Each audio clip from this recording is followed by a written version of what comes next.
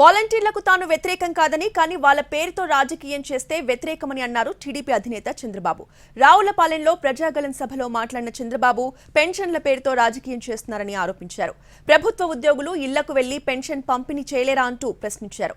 అధికారులు ప్రభుత్వానికి సహకరిస్తున్నారని విమర్శలు గుప్పించారు చంద్రబాబు. తాజాగా పెన్షన్ల గురించి ప్రభుత్వం అధికార పార్టీ నీచమైన రాజకీయాలు చేస్తా ఉంది. ఓట్ల కోసం దిగజారిపోయింది. వాలంటీర్ వ్యవస్థకు నేను వ్యతిరేకం కాదు. అదే సమయంలో వాలంటీర్లు రాజకీయం చేయడానికి నేను వ్యతిరేకం. దాంట్లో ఆ రాజీ లేదు. ఇంకొక మాట కూడా చెప్పా, మీరుండండి, తటస్థంగా ఉండండి. రేపు మళ్ళా వచ్చేది ఎన్డీఏ గవర్నమెంట్, మేమే వస్తాం, మీకు కూడా న్యాయం చేస్తాం. వాళ్ళని రెచ్చగొట్టి రాజీనామాలు చేపించి వైఎస్ఆర్ కాంగ్రెస్ పార్టీ వర్కర్స్ గా తయారు చేసుకోవాలనుకుంటున్నారు. ఇంటింటికి పోయి ఇచ్చే అవకాశం ఉంది.